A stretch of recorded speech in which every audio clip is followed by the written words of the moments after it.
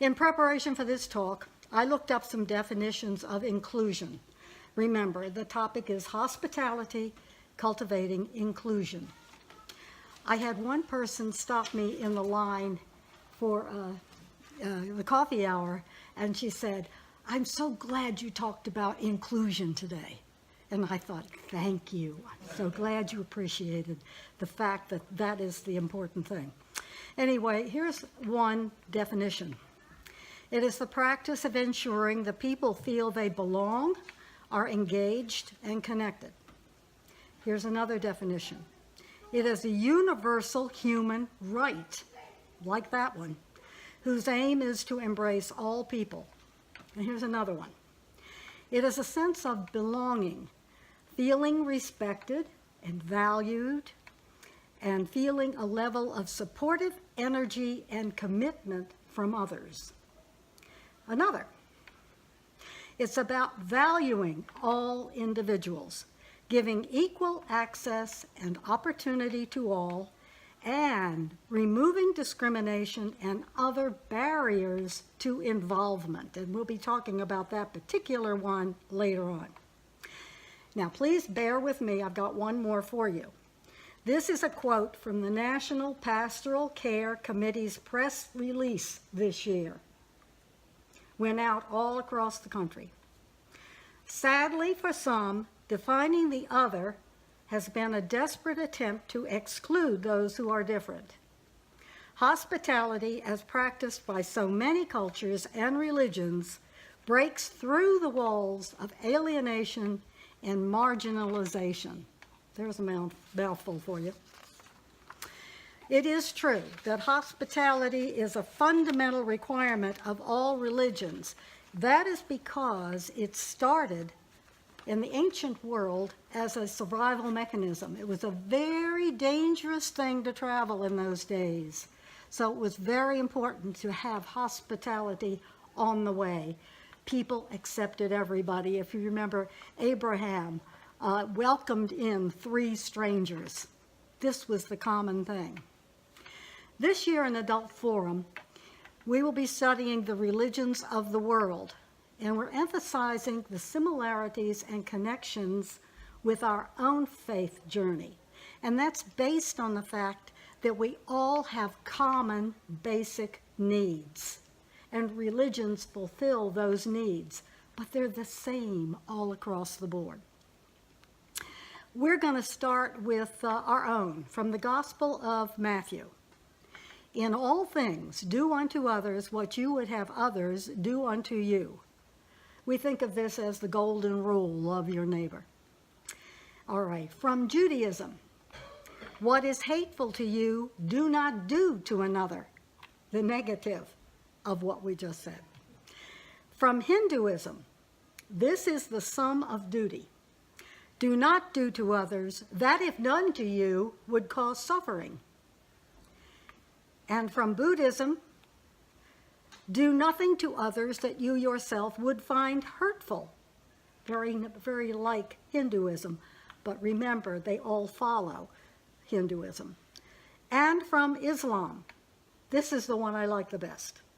No one of you is a believer until you desire for others that which you desire for yourself. No one of you is a believer until you desire for others that which you desire for yourself. It says it all.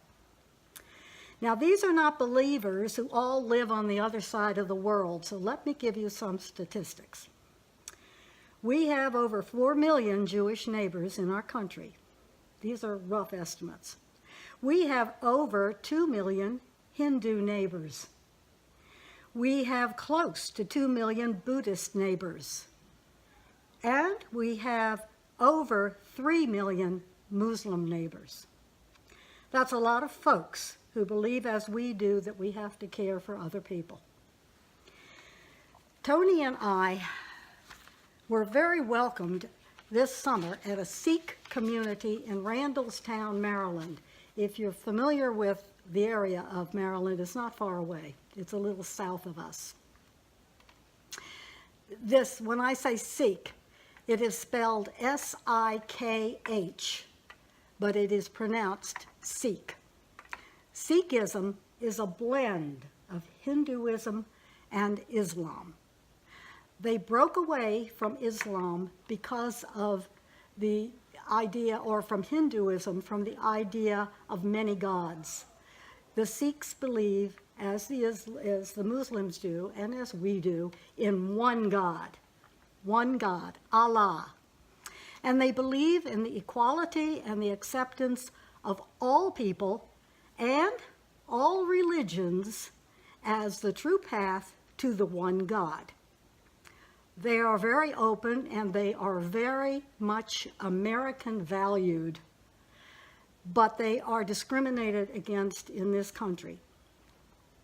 They have a requirement that they must wear a turban, the men. The women may also, because women are equal in every single way. So women may also wear a turban, but they don't. The women we saw were from India, and they were all wearing those gorgeous saris, which I know you have seen. So they choose to wear the saris rather than a turban. I don't blame them. I would do the same. The men, some of the men, though, will not wear a turban in this country.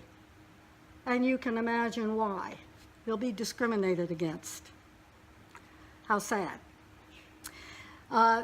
Tony's cardiologist in Hanover is a practicing Sikh. He wears a turban. Good for him.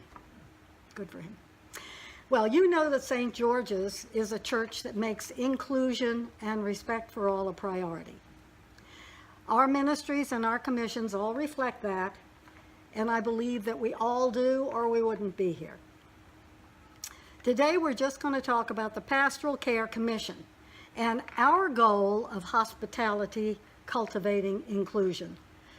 Pastoral care, right now, as many of you know, because many of you are on the team, has ministries that deal with very common health-related, either physical or psychological needs of the community.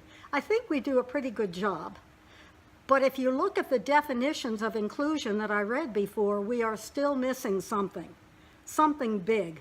Listen, these were the definitions, and I'll take the parts out that I'm talking about. Inclusion is the practice of ensuring that people feel they belong, are engaged and connected. Engaged and connected. It's a feeling, a level of supportive energy and commitment. And it is equal access and opportunity to all, and removing barriers to involvement. Okay, I needed to think about pastoral care. How do we fit into this? Well, this is our situation right now in pastoral care, as many of you know. Our basic team, those people that are on the bulletin board in the fellowship hall, our team is getting small. It is growing smaller. We have lost a couple over the last couple of years. But what I'm saying is that the most important members of pastoral care are all the members of St. George's who do the work. And if you think about it, we have a list of people on all of our ministries that are not members of the basic team, but who do everything. Here are some of the things that they do. They provide food for our freezer. They make shawls for our cabinet. When I come in with a list for transportation needs, they're right there to do it. They do, say, daily prayers for everyone in need. And most importantly, their physical presence is always there for anyone who needs it. And they do it through so many ways of communication. They do it through calls, through visits, through email, through just person to person on a Sunday morning.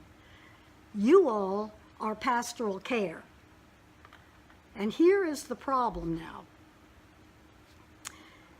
This past summer, let me give you some examples of that first. We had a sudden and immediate need for transportation to doctor's appointments and church services. And we put out a list, and you immediately stepped right up to help. We needed food or money for food for our freezer because our demand was heavy. We got it immediately. We got our shawl cabinet was sparse. It's filling up now. Matter of fact, one of the shawls is gone this morning, which was great. You responded to a call for a card shower, if you recall that, just a few weeks ago, for Sandy Duffy, who was in the hospital for her second leg amputation. She had such a big folder of cards, she didn't even have time to look at it. You're making your medical equipment available for loan, and we could use more people to do that, as a matter of fact, because we've had a call for walkers recently and for a cane just recently. So if you have anything you could just loan us, please let me know. Okay, you do all of this and more, but here's the problem. Members of St. George's that are not on the basic team have not had access to the decision-making meetings. They've been unable to come for a number of reasons. We need your supportive energy and commitment, and we need to remove that barrier to your involvement.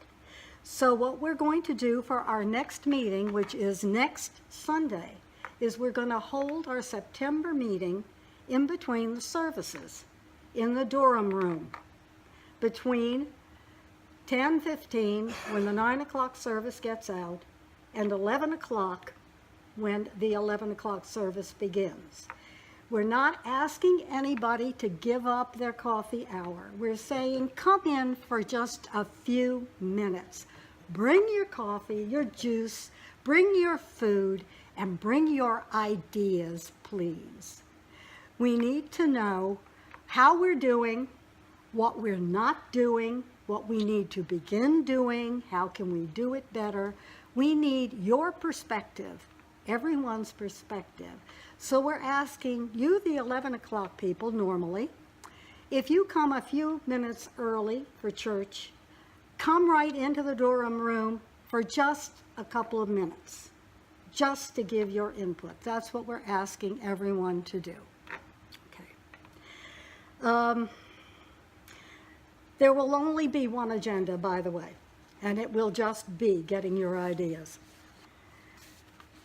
Okay, so today we hosted the coffee hour. Some of you were there, and we provided sign-up sheets for our ministries. We did get a few people who did sign up, and if you're already signed up for like volunteering food or whatever, then we don't need your name again. It's just for new people, okay?